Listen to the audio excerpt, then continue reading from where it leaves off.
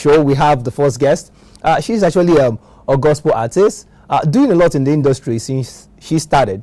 Quite young, she said.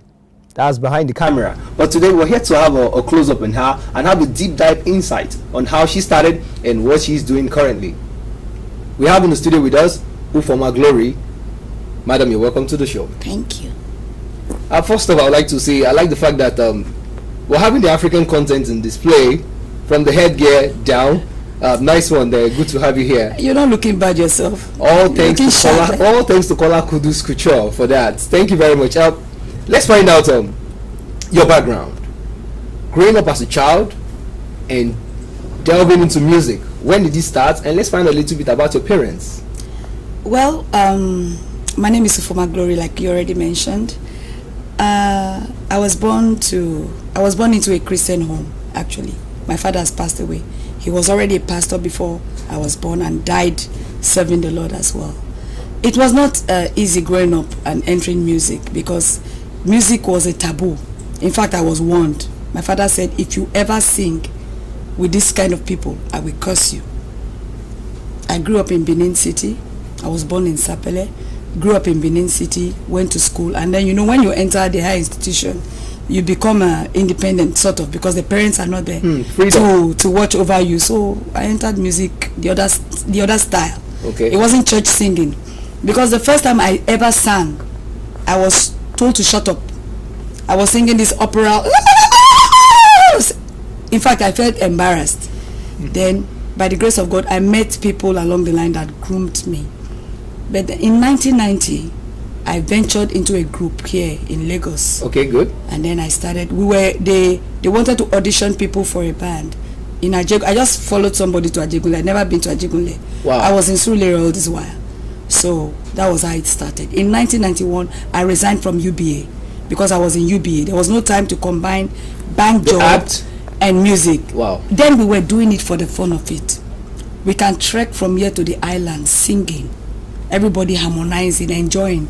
But now music is a good business, eh? And we too want to chop, eh? Yeah, okay, that's quite interesting. Okay, but I haven't heard this. We'd just like to find out if we won't have to go into your archive. How many songs are we going to find?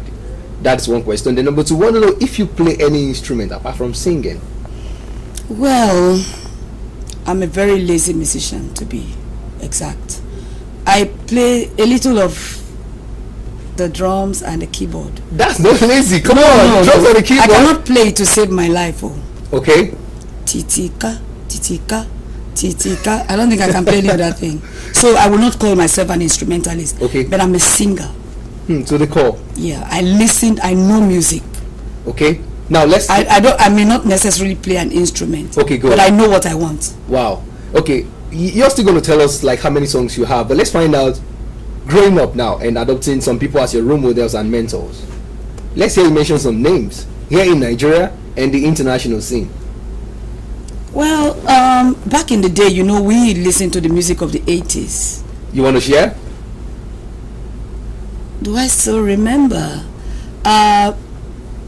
One person that I used to work my voice was Judy Watley. I mean, her songs were learning with them helped your singing, and then in back this computerized singing now is quite a problem because you need to learn to sing to notes, sing on the right key, sing to beat. So you must have somebody you work your voice with. Wow. And then Whitney Houston was just something else. She was a powerhouse voice. So if you want to be heard, competition was tough. If you want to be heard to sing, you want to be in a band.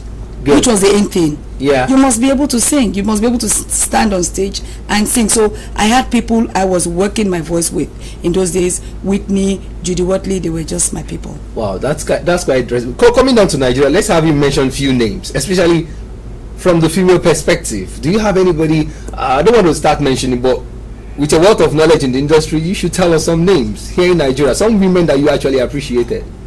Well, I like Onyeka Onwenu. And then the late Christiana Essien. Wow. They were very real musicians. Good. And then Fumi Adams, I don't know where she entered. Wow. I have respect for those women. They were musicians. Now we're going to do this. You just mentioned three names. Now this is more like putting you on the spot.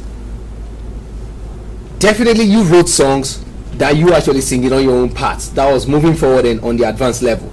But while coming up, can you mime any of those, any song out of these three persons you mentioned that you actually find as one of your favorites? Just take a deep breath and think about it. Any of the three. Whose line? It's been long. Oh. This one you are doing now is archives. Okay. All right. Okay. It's now, totally archives. Now let's find out. Writing songs for you. How did you fare on that particular part? Because you need your content to be original. Yeah, some of my this is my first CD actually. Okay. Oh, we're going to be talking about that. Good. It's my first. I wrote some, and then about two tracks was written for me by someone else. I don't just write. I get my songs mostly when I'm studying. Oh. I'm a minister, not just of songs. I'm a minister of the word as well. Good. I'm a full-time minister. That's what I do. That's quite interesting. I preach the gospel, and I also sing the gospel. So you need to reflect on your song. Most times in my study time or when I'm worshiping, I just receive a song. So the songs were received. Good.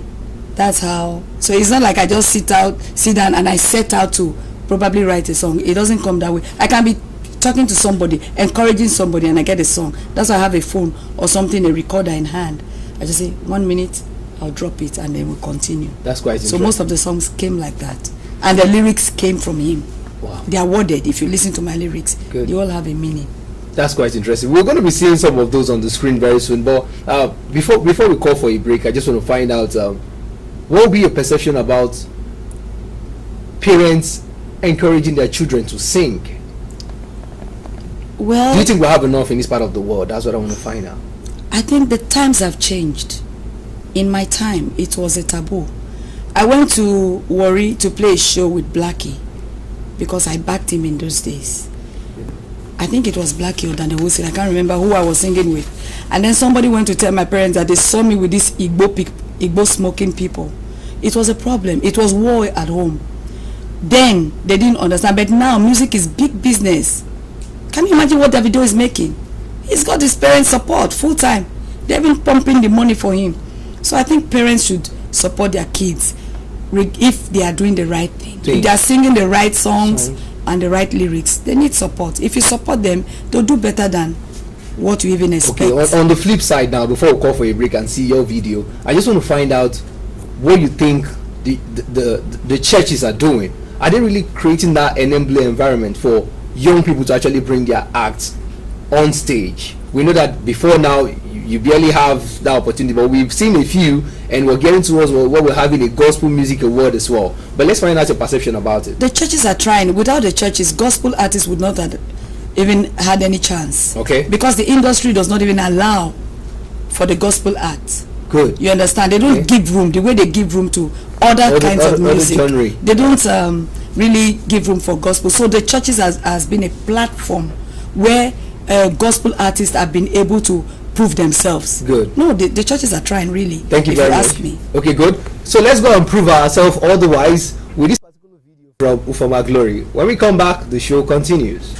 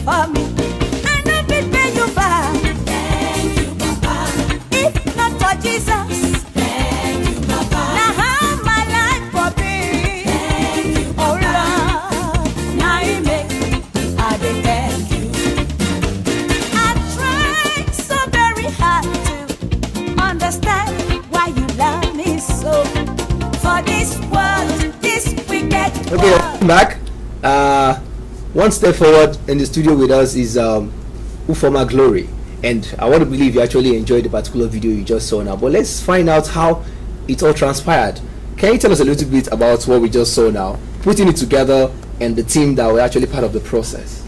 Well, the video was directed by my manager, Dan Chris ABA, and it was quite hectic because we had some challenges. I don't know, on that day we had quite a few challenges, but he also had help. My friend Bob Hope was there, the editor, and then the camera people. Everybody worked together, the dancers. At the end of the day, we were able to come out with what you saw. Wow. Also, the song was not, the album was not produced in Nigeria, really. Good. Yes, that album was produced in South Africa, where I'm actually based. Oh. But I'm here now promoting the album now. Wow. Now. That's quite interesting. So Dan Chris has the credit for the video. Oh, quite interesting. That's the idea, because at times it's not about having the talent itself. Those behind the scenes, the directors and the producers, have to actually synergize with the person with the talent to bring out the best. I must say I have a fantastic team. My manager Dan Chris ABA, my friend Bob Hope. I mean, I would have been lost without them because I've been away for quite a while. Wow. And then the terrain here has really changed. So they've been by me through and through. This is quite interesting. Yes. Let's now find out, moving forward. You have an album that is dropping very soon into the mainstream. And what will be the strategy? You have a leverage in South Africa where you're coming from, just like what you said now. So what will be happening? Are you looking at a tour between the two countries or something? Let's hear. Well, yes, hopefully between not just these two countries, other countries as well. And then my manager has things planned up. He's the one. I mean, you should have asked him that question. That's the problem. We're going to be having him on the show sometime soon. He has things lined up already. The album is not very new in South Africa as it is, because I sing, I minister, and I do my songs. So, but here in Nigeria, we're just trying to promote it. The promotion has already started. So there's going to be a tour along the line somewhere. Good. I believe. Quite interesting. Okay, before we actually say we're calling for a wrap, we just want you to now give us some recommendations now, because we know that if this particular sector or this particular genre, if that's the correct word, is having this little challenge, what would be a recommendation to the private sector and the government? Because you make up the complete value chain. In the pyramid of numbers, somewhere the gospel artists are quite important. Let's hear a recommendation. Well, my recommendation is not just to the government. I don't know what government has to do with it, really. My recommendation is to us individuals, the radio stations, the people who can promote these things. I mean, this is gospel. I mean, it was not sponsored by anybody. You understand? No company put money. And then you take it to a station to play, and they start demanding for, fine, we need to appreciate the people working there. But some kind of demands we've heard is really not too good. Knowing fully well that the gospel artists don't get endorsements like the entertainment people. Good. Most times, they will not play the songs on a weekday. It's not that the songs are bad. You've seen the video. Good. They say no, it's gospel, because you dare to say I'm singing a gospel song. It's gospel, we can only play it on Sunday, except you drop some very fat envelopes. I just need people to be human. That's my recommendation. Good. Be human and treat your fellow man like you should. Help when help is needed. Everybody cannot pay like these big names. Everybody cannot give you money like this big names. So be human. Wow. That's it. And then for the private sectors, put money into it. Call them to sing. Pay them like you will pay these big people. I hear they pay crazy money.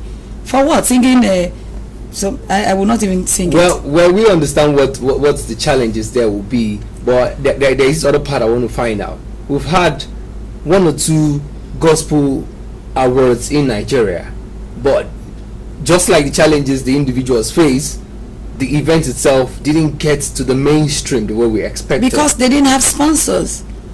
I don't know what is scary. Is it they name the gospel or the Christ? Because if it's some other religion, I'm sure they will get sponsors. Even so-called Christians are afraid to put their money where their mouth is.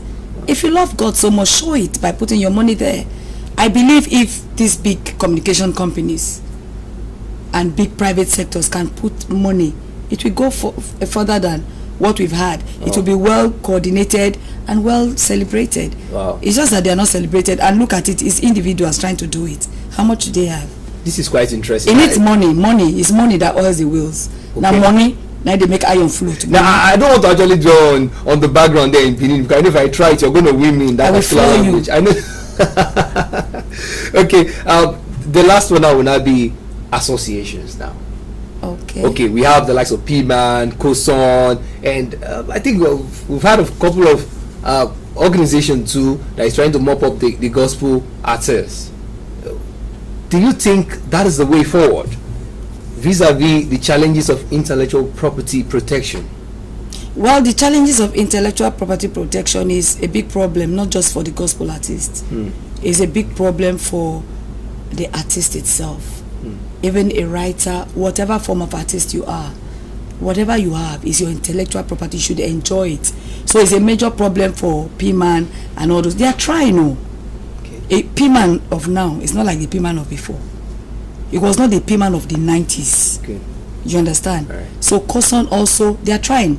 They are doing their bit. And I'm sure if we cooperate, that's the key word, cooperation, things will fall into place. Yes, because piracy is not only in Nigeria. Right. It's everywhere. But if we cooperate, we will be able to move a step further.